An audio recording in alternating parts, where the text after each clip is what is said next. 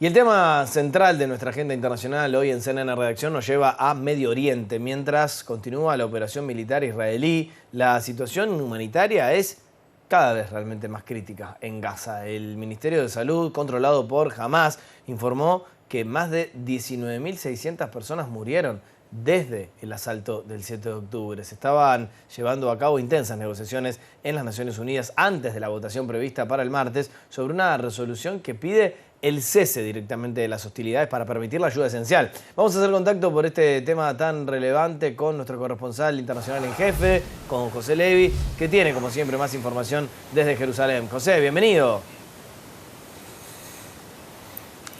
Hola Nacho, buenas tardes. Realmente se trata de negociaciones ahora intensas en el Consejo de Seguridad de las Naciones Unidas, donde hace tan solo unos días Estados Unidos vetó una resolución que llamaba a un cese del fuego, ya que Estados Unidos asegura que Israel tiene el derecho a continuar con esta ofensiva militar hasta que logre el terminar con esa amenaza de que jamás pueda cumplir con su promesa de volver a realizar ataques desde Gaza o desde otros lugares contra el interior de Israel.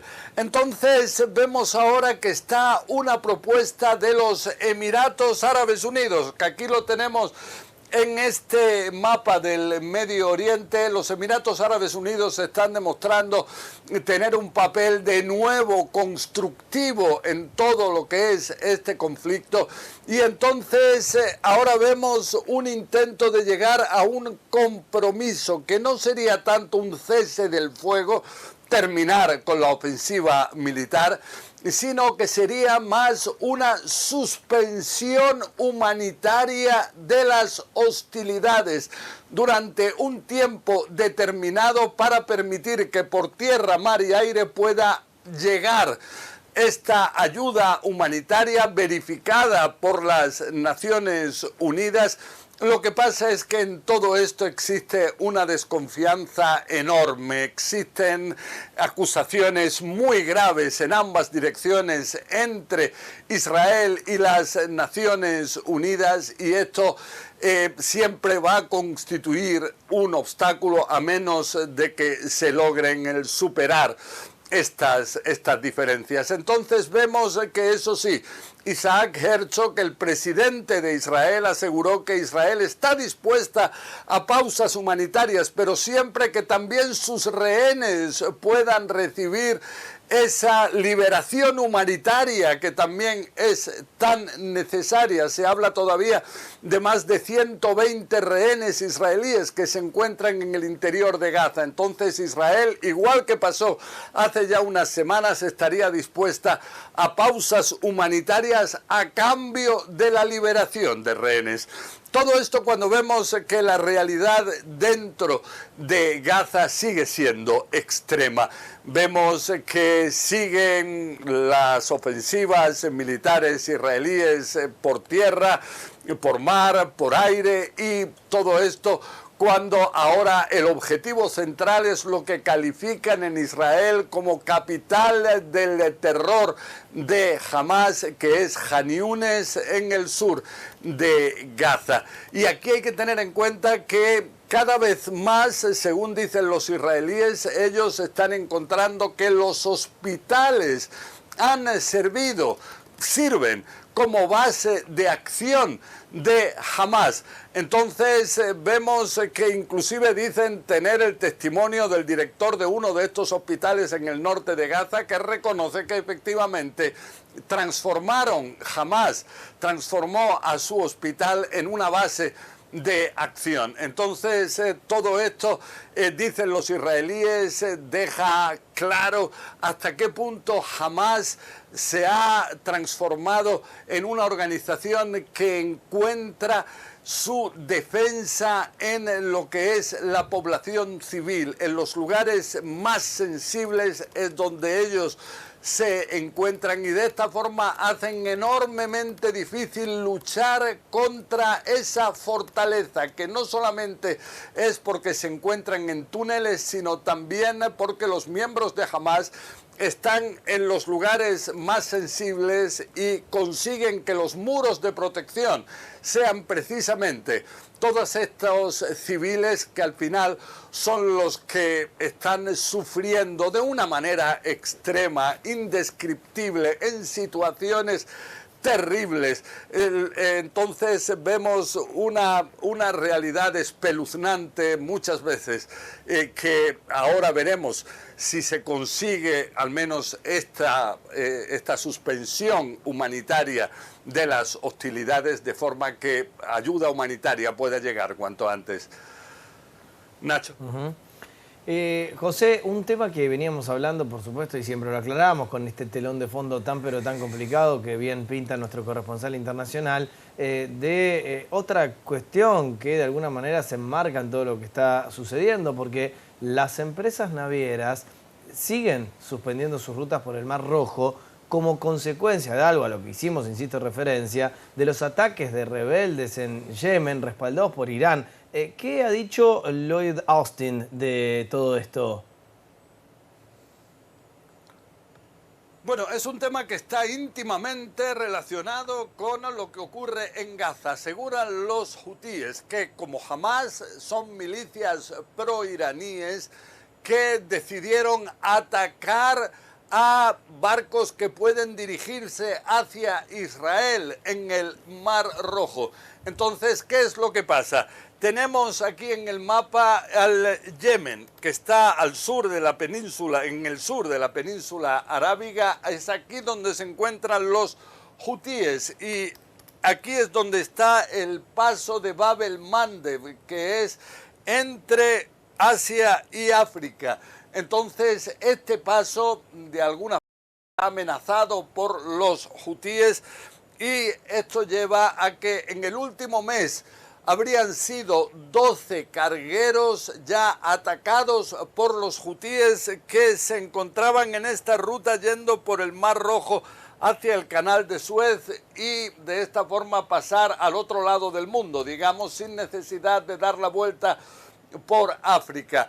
Pero aquí vemos que los hutíes han lanzado ya sean drones, ya sean misiles balísticos de fabricación iraní contra estos cargueros, estos petroleros, y todo esto lleva a que un gran número de compañías navieras del mundo hayan decidido suspender sus trayectorias por el Mar Rojo, y entonces esto crea un problema a la economía mundial y crea también una amenaza de que se pueda llegar a un conflicto armado, ya que aquí estamos hablando de que Lloyd Austin asegura que se está formando una coalición ahora para permitir la navegación segura por el Mar Rojo, una coalición en la cual participa ya una decena de países.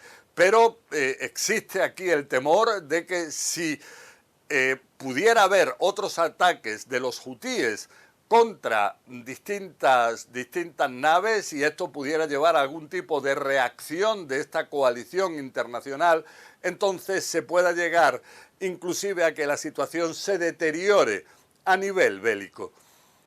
Hola, Rey. Pues la última hora son las declaraciones del primer ministro israelí Benjamín Netanyahu, que ha aclarado que la guerra que ha definido como guerra por la existencia de Israel contra Hamas, para acabar con Hamas, continuará, ha dicho Netanyahu, pese a la presión internacional y a los costes elevados que supone para Israel, en alusión a los 120 soldados israelíes muertos en la incursión en la Franja de Gaza, pero también a la muerte que tú te referías, la muerte este viernes de 3 rehenes, 3 israelíes que fueron secuestrados el pasado 7 de octubre, 2 judíos y un musulmán beduino secuestrados por Hamas en 2 kibutzim hace 71 días, cuando este viernes lograron huir de los captores, se acercaron a los soldados israelíes que estaban desplegados en el barrio de Shujaiya, en la ciudad de Gaza, y pese a que iban sin camisas y, como tú decías, con una bandera blanca improvisada, fueron abatidos, recibieron disparos por error de soldados, en concreto de 3 soldados. Uno de ellos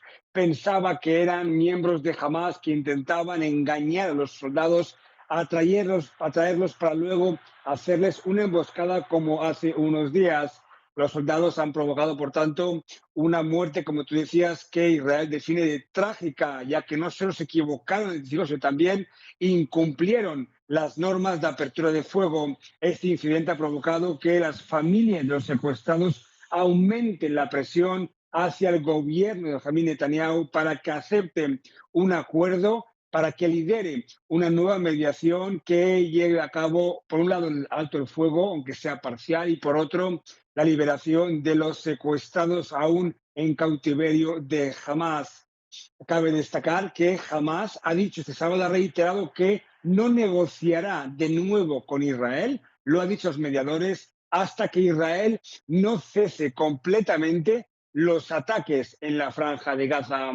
Entonces, también destacar, Rey, que este fin de semana una reunión muy importante. Este viernes en Oslo se reunieron el primer ministro de Qatar, Mohammed bin Abdulrahman Al Thani, con el jefe del Mossad, David Barnea, para intentar explorar una nueva vía que pueda llevar a esta pausa bélica y también una nueva ronda de liberación de presos palestinos en Israel a cambio de los rehenes en Gaza, en el cautiverio de Hamas. Mientras tanto, en el campo bélico continúan los ataques israelíes en la franja de Gaza, tanto en el norte, en el centro como en el sur.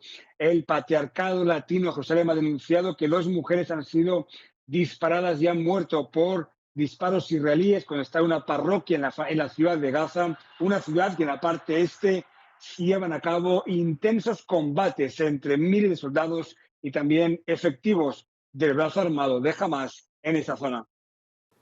Yo creo que es un acto declarativo, Rey. O sea, no creo que ninguno de los portavoces esté realmente convencido que eso es lo que va a ocurrir. Tanto los primeros ministros como los ministros de Relaciones Exteriores de los principales países de Europa saben perfectamente que si Hamas sigue en pie, entonces yihadistas que actúan en Europa y que en el pasado copiaron a ISIS, van a copiar también al Hamas, porque el Hamas va a decir que pudieron atacar a Israel, pudieron conquistar ciudades israelíes y se mantuvieron vivos. Eso sería analizado como un triunfo. Entonces creo yo que es más declarativo. En el fondo hay cierto consenso que Israel debe seguir avanzando para poder erradicar la amenaza física de Hamas, por lo menos en la franja de Gaza. Gabriel, pero entonces para no dar ese triunfo, ¿a costa de qué? Porque lo que estamos viendo es terrible. Sin duda, y creo que es terrible desde el punto de vista más que nada físico, porque yo soy escéptico debido a que trabajé con el Hamas no poco tiempo. Soy escéptico con respecto a los números que Hamas facilita, porque en el pasado, en las últimas 3-4 contiendas, la relación era 1-1.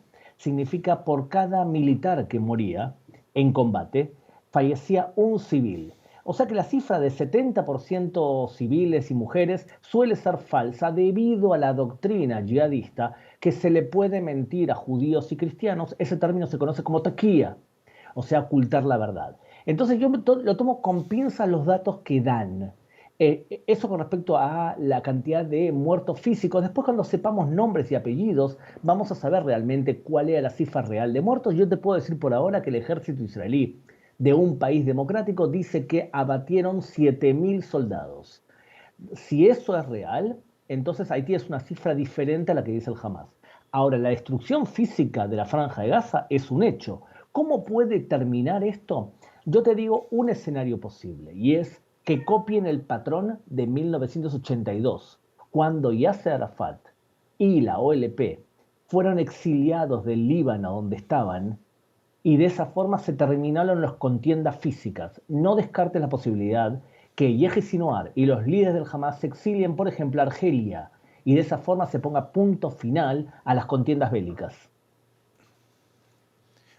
Tú, Gabriel, ¿no ves un escenario, por lo menos en lo inmediato o a corto plazo, otro cese el fuego, otro intercambio de prisioneros por rehenes? ¿Eso ahorita imposible o sí lo ves como un escenario quizás a corto plazo?